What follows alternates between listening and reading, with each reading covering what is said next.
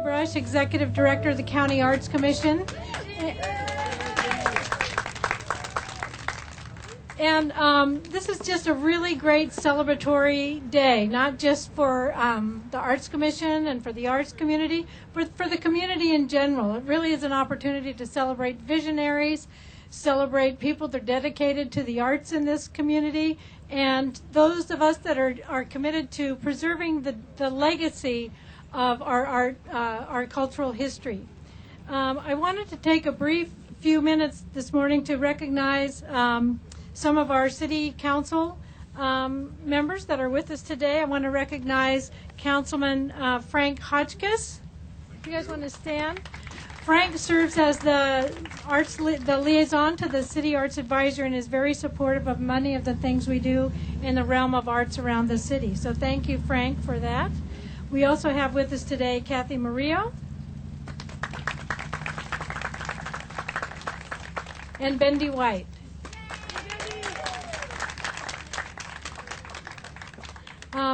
I also want to take this opportunity to recognize our collaborators in this event, we could not have done this without the support of other city departments. I want to thank Assistant City Administrator Paul Casey for his guidance in all these things we try to do.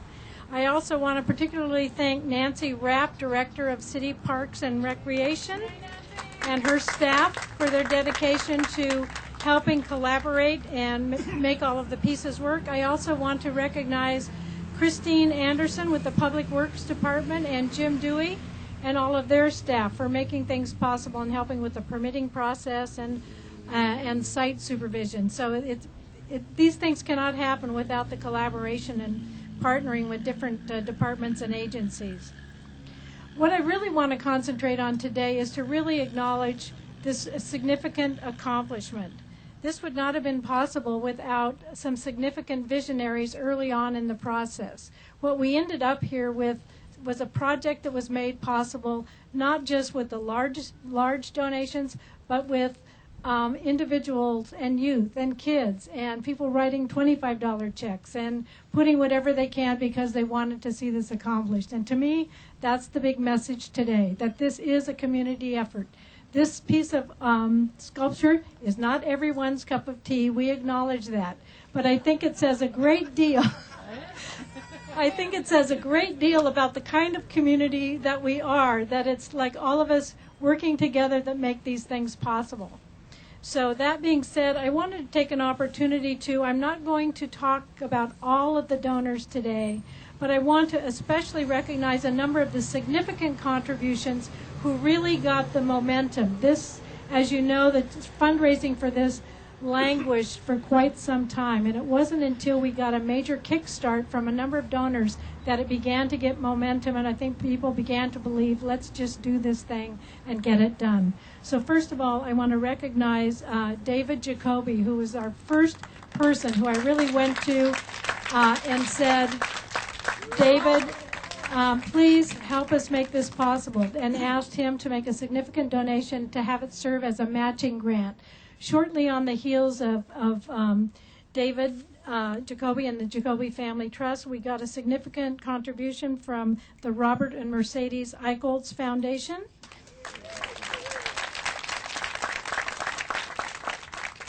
And then shortly after that, we received additional donations from the John and Lillian Lovelace, and Lillian is here today, the Resnick Family Foundation, and the support of Santa Barbara Beautiful. Again, they're to be recognized for their contribution to this event. Others among those early donors were this Joan Davidson, Santa Barbara Inn, and Ann and Michael Tobes. I also wanted to recognize those people that preferred to remain anonymous, but their gift is with us here. I thank them for that. The Herbert Beyer Sculpture Committee that was initially involved in placing the sculpture also contributed to this, along with Jonathan Beyer, Barry and Joe Burkus, Sue Lake Bradbury, Patty DeDominic, and Jean Sinzer were remarkable, helpful in terms of community activating the community and getting the youth involved. The Bohm and Gladden Foundation Victoria Hazard, Richard Hunt, the Mace Rich Corporation, Amanda Nice McIntyre, and the Santa Barbara Independent. There are many more at lower levels. I appreciate each and every one of your donations.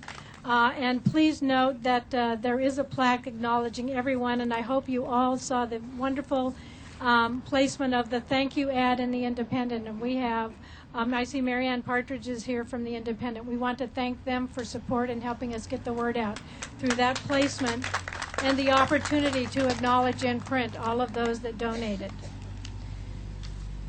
So at this point, I would like to get this show on the road, and without further ado, I'd like to introduce Mayor Helene Schneider. Thank you, Jenny. Good afternoon. So all of us under its spell, we know that it's probably magic. I didn't write that. Kermit the Frog did. And if you know the Muppet movie, which I knew practically by heart growing up, when he asked, why are there so many songs about rainbows and what's on the other side, we can see one of the reasons here today. And it's really a gorgeous day, not just the weather today, but just the community coming together for something that really is a conversation piece throughout the community, one way or another. And that's the beauty of public art. It gives a sense of place, a sense of community. It brings together conversations, and it brings together people who normally would not necessarily know each other to talk about something beyond the day-to-day and the mundane, and to talk about something as exciting and wonderful as public art. And I'm so thrilled to be part of a city that really takes care of its public art, but more so to the community who really values it and cherishes it. So to me today, the big piece is what this means in terms of what can happen when public and private partnerships really come together. Because yes, there were permits and it's on the city park property and all that, and that's all very important. But really it was the community coming together saying, that looks gross. Not now, but it did. It really did. It was really gross looking. And it was not a tribute to the history of the Bauhaus movement, to the Mills family, and to Herbert Bayer himself to let it get to this point. So when the community came together and saying, okay, we need to really restore this, and not only just to restore it for today, but also to create a maintenance fund so that it can stay vibrant for many, many years to come, is really a testament to, I think, the commitment and the civic engagement of the Santa Barbara community. So thank you all for that. I also want to acknowledge, I know members of the Mills family are here, and some are behind me, and I think some are around, and to really thank and acknowledge their leadership and foresight so long ago that will continue into the future. I see members from the Museum of Art here as well. And in looking towards the future, between the improvements happening with the Cabrillo ball fields, this whole area is just kind of lifting up. When one of the fundraisers that I want to thank Patty Dominic and Gene Sinsner and the teens who are here for the musical bands as a fundraiser, the Save the Rainbow Fund and the Rainbow Bridge Fund, and it became a community gathering place. And you don't normally see that here, except for when some people are hanging out when they really maybe shouldn't be hanging out for very long, or playing a game of softball. And so hopefully in the future this is going to become another gathering place where people can say, I'll meet you at the Chromatic gate and we'll take a walk from there, or we'll do whatever it is. So thank you to all of you. That's what makes it happen, and what a beautiful day to behold. And as Kermit then says, you know, it's for the lovers, the dreamers, and me. Thank you very much.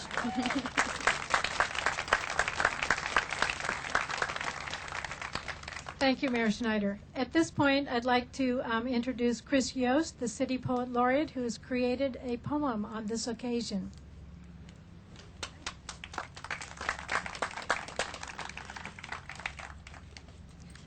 In writing this poem, can I adjust this microphone? No? I'm a poet, not a sound person at all. Is it just this way?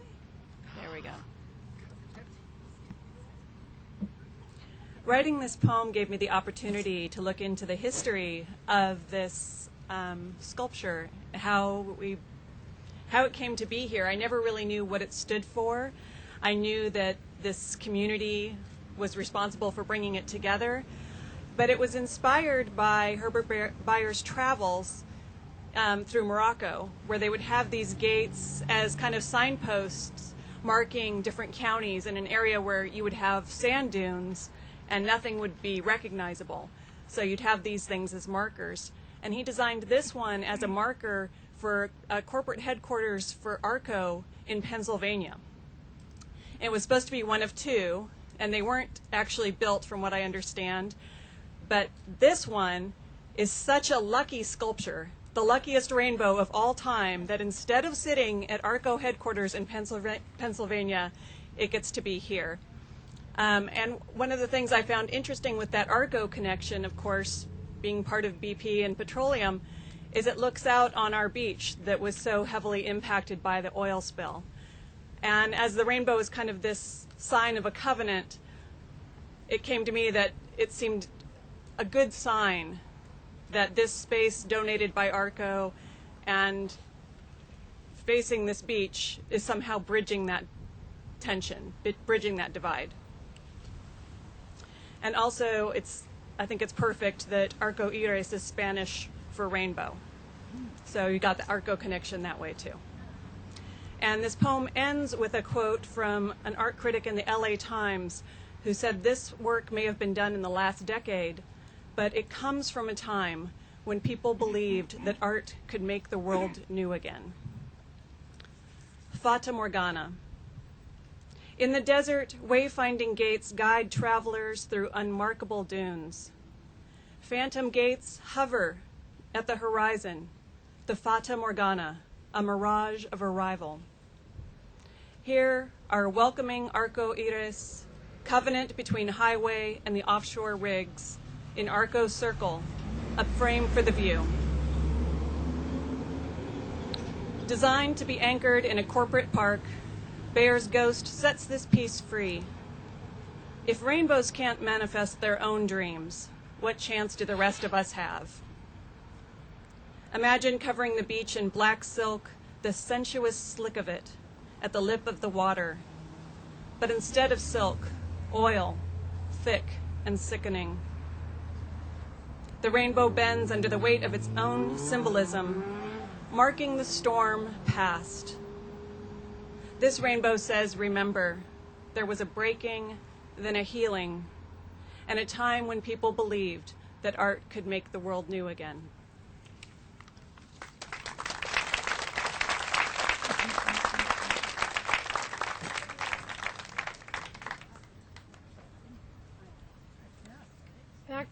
Back for the short people.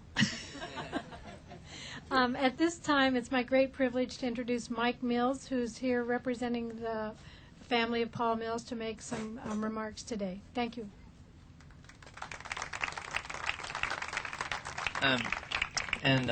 My sisters are here, Meg and Katie. I don't know if you guys want to come up, or Meg and Katie. And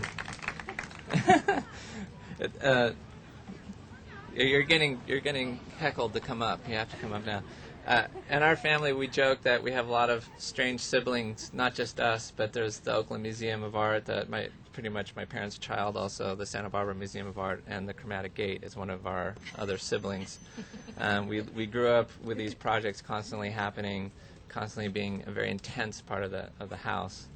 And I was trying to think of what to say today and what my parents would say. And it's the thing that struck me the most is it's just really weird that my parents aren't here. They would really want to be here. I know that my father had to be sort of a diplomat to get this sculpture raised. It took a lot of work, and I'm sure the first thing you do as a diplomat is graciously thank everyone, all the organizations and the donors. I looked at the list. There's so many names that are dear to my family that have been in my family's house for so long. And there's so many new names that I'm sure my parents would have been so excited to see. My father, of course, would have loved all the major donors. My mother, of course, would have loved all the $100 donors, you know. And to all of you, I mean, maybe no one knows better your struggles than my parents. And no one knows how much love and tenacity goes into making a day like today possible.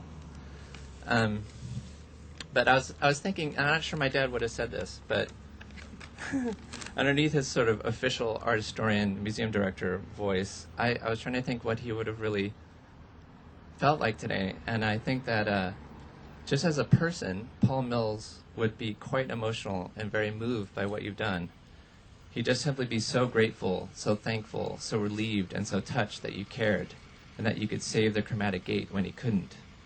It's moments like today that meant so much to my dad and my mom, moments when the boldness and vibrancy, the bravery and intelligence of contemporary art could bring very different people together and challenge them, please them, make them think and discuss and feel.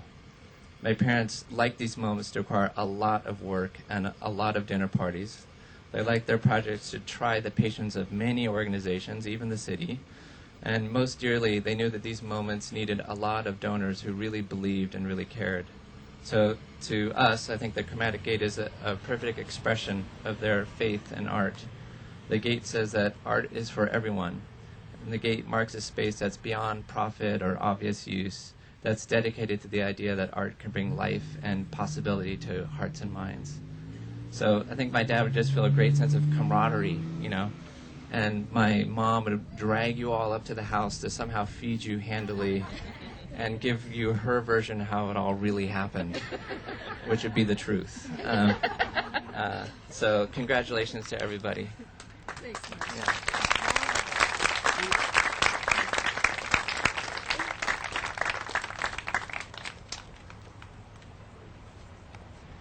Thank you so much for doing such a great job of evoking the spirits of your parents. There are some of us that remember them well, and that was great to sort of bring them back to us in life.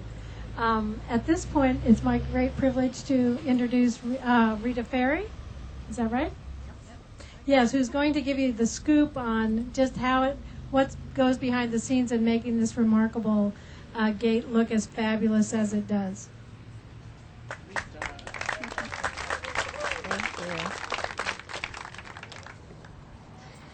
Before I go behind the scenes, I want to touch back on a little bit of history. As you've heard, we have everything to thank our visionary Paul Mills for today. But as I was researching the Herbert Bayer archives, one name I saw again and again, Barry Burkus. I was not surprised. Passionate about art in our community, Barry had his handprint all over every page of the plans of the Chromatic Gate. And it wouldn't have happened without him working pro bono on the project. I hope the spirits of all three of these men, Bayer, Mills, and Burkus, are smiling down on us today. I like to think they're here. Are Jeff or Steve Burkus here? I think they may be coming later. Another man whose notes were all over the plans was Paul Hobson. He was Herbert Bayer's assistant and consulted on every aspect of the project. We thank him. I want to give a shout out to Heather Broadhead. Where's Heather? There she is, from the Santa Barbara Museum of Art. She's the head librarian. She watches over the Herbert Bayer Chromatic Gate archives, an invaluable storehouse of knowledge. There's about 6 feet of a shelf with everything on it. Heather's always welcoming and openly shares her information, from the paint samples, the original ones she keeps, to the blueprints, to finding all the details of the original construction. It's there for generations to come. And today, from these archives, we have also an original brochure. We found we had a lot of extra, so I brought an original brochure today to hand out to people. And Mike Mills actually designed this, so I'll give that to people later. I want to do a special thank you also to Bendy White, who went beyond the call of duty as city council member and helped us find funding, simply because he cares about the beauty of the community of Santa Barbara. So thank you, Bendy. Is Jim Malilo here today? He may be traveling. He opened up his home. He lives in Herbert Bayer's original home in Santa Barbara for a special tour as a fundraiser. And he lovingly preserved the history of Herbert Bayer in that house. The amazing volunteers, organized by Patty DeDominic and Jean Sincer, and their enthusiastic team led by student volunteer coordinator Laura Go, with help from Laura Inks. All these people helped get the gate on everyone's radar. Spencer Weiner for his photography, and Roger Perry for his organizing of all the talented young musicians at the kickoff last year. Thank you so much. However, our biggest thanks today goes to the teams that actually got this job done. Patty West, the director, her associate Teen Conlon of South Coast Fine Arts Conservation Center.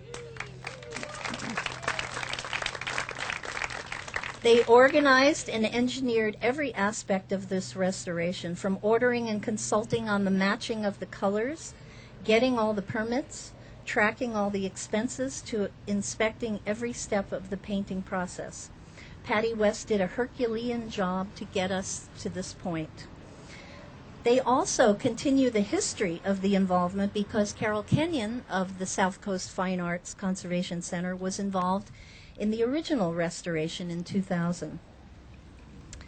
And I want to talk a little bit about the workers. You've probably heard the motto of the post office: neither snow nor sleet nor gloom of night shall delay the couriers. Well, when it comes to the Chromatic Gate, all of that delayed the painters.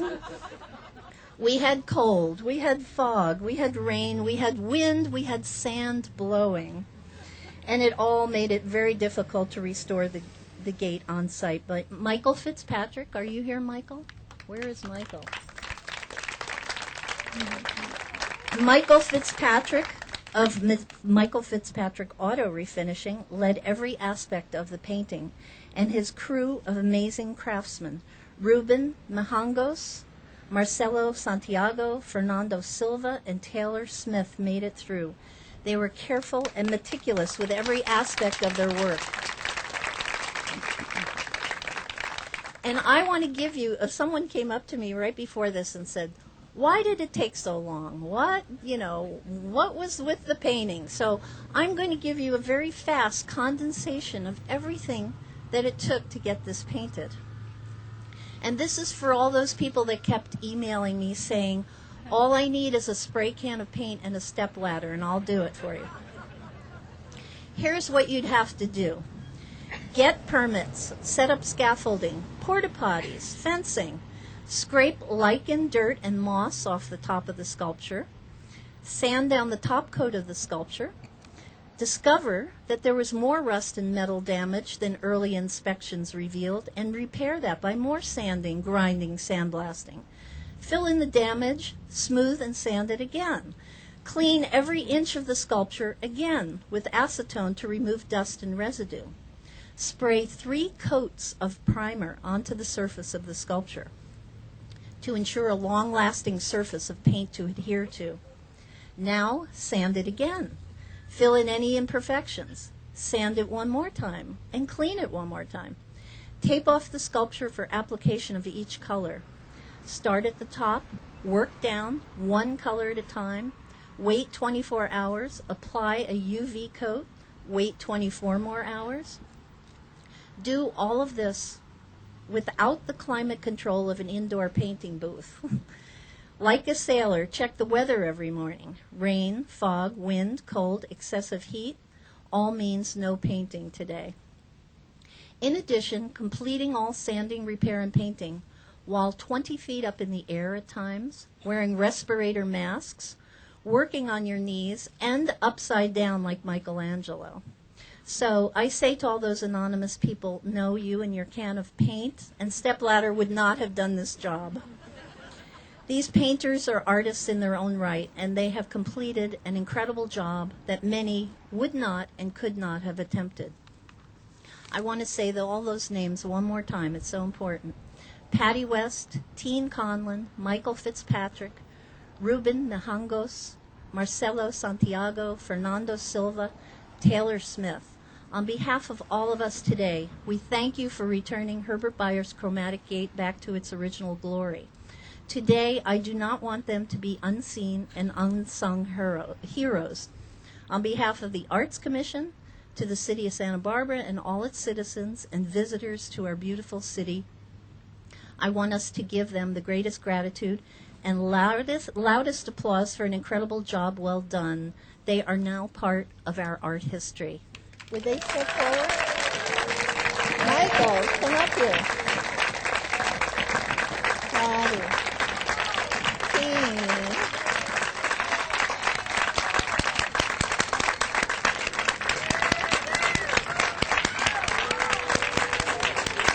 Thank you.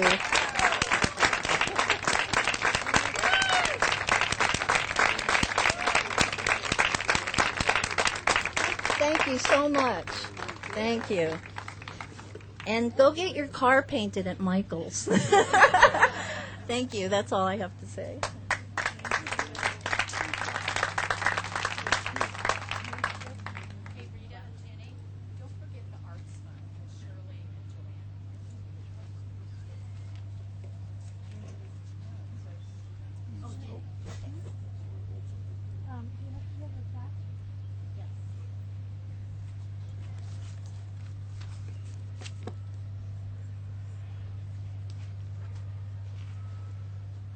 So I've read through a number of the donors, but I wanted to acknowledge this is the plaque. This is a facsimile of what the plaque is going to look like in marble. If you look over to this side of the sculpture, you'll see from the original installation, a plaque was put there in marble.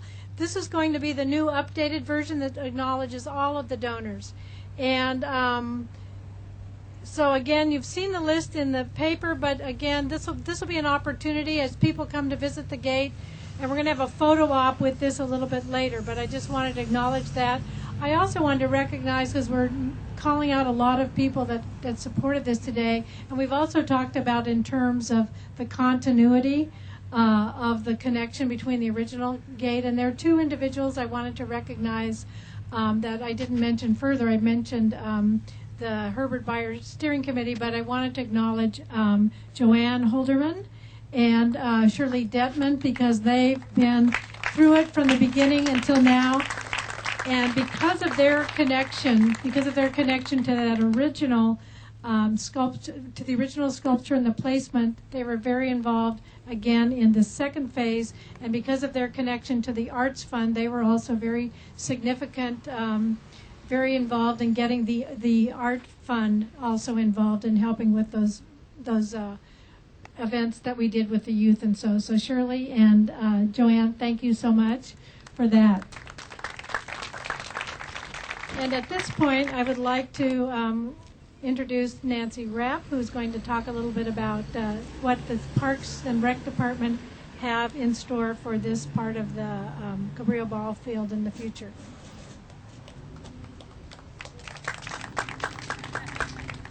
Thank you, Jenny.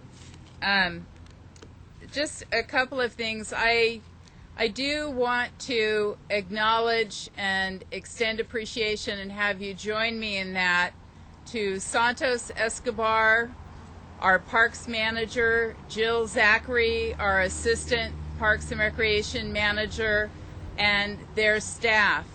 There are some things that are part of making the Herbert Bayer sculpture look planted and look better in a city park that occurred today because of Jill and Santos and our park staff.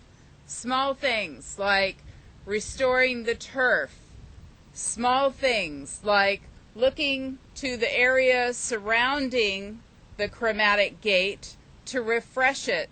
So we have new landscaping which shows off the Herbert Bayer sculpture. Things as mundane as, gee, we have a park bench over there and a trash can that look really, really bad. And so we have updated those. And those are small things, but they wouldn't be seen unless you were looking at this part of the park in whole. And that's really what we want to do. And I also want to acknowledge our city public works staff, because they are still in the process of doing their part, which is upgrading the lighting, which shows off the sculpture. And, you know, the original lighting was old technology. We're looking at new technology, so it will look even better for generations to come. Very specifically, we are standing in Cabrillo Ball Field. And this is a park that has had a lot of community focus.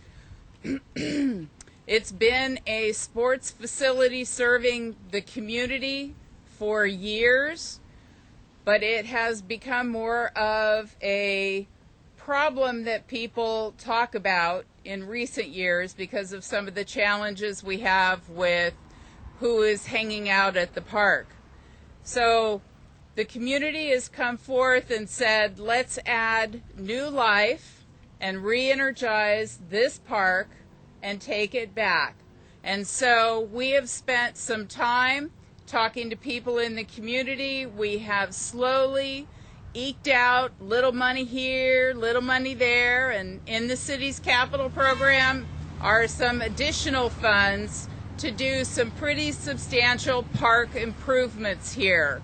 And so that's kind of how we have to do it sometimes, is this little pot of money helps that little pot of money, and then we get the bigger picture. So in the next few years, you will see this park really come to life with activities in addition to a ball field and truly serve the Santa Barbara community. I want to close with adding my thanks. I want to thank Ginny and Rita and the fundraising community that raised the money to not only restore this art piece, this public art piece, but to also build funds that will take it into the future, maintaining it for the public going forward. In my opinion, one of the greatest challenges that we have, Santa Barbara as a community, is finding ways to protect and preserve our public infrastructure, whether it's public art, whether it's our public parks, whether it's our community buildings or our city hall.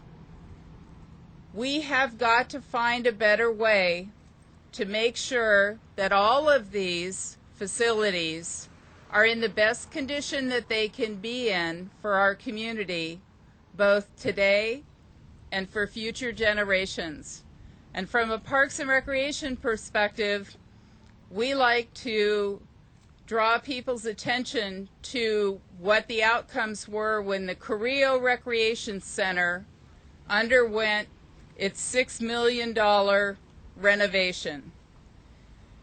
That facility at the corner of Anacapa and Carrillo has served this community since the early 1920s as a community building with very little upgrades, renovation, restoration over the years. Following that renovation, we have seen a significant increase in the community use of that building. And it says so much to what we value as a community. This art piece will now enter into a whole new level of public discussion of public art. And it does today reflect what Santa Barbara values.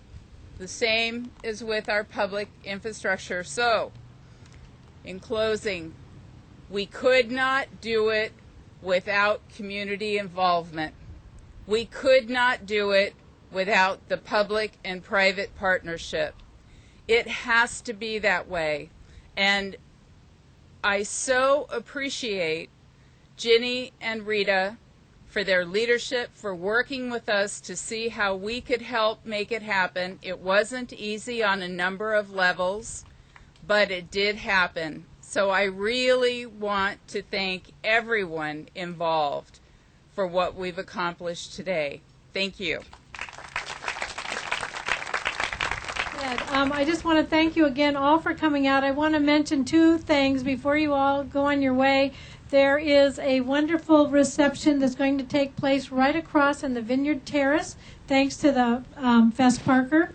So if you want to go over there, when we finish here, feel free to walk up the grass here and in the entrance and head to the Vineyard Room, and we'll have a little celebratory reception for that. The other thing I want to do is we have a couple photo ops we want to take of some of the donors and so on. So if some of you that were donors, if you're on City Arts Advisory, VAP, and things like that, please stick around so we can get a couple photos. But those of you that are heading out, we thank you so much for your interest in this project. Please help spread the word about what this gate means, what it has been, why it's here, and I think it'll be serving us for many generations to come. So thank you so much.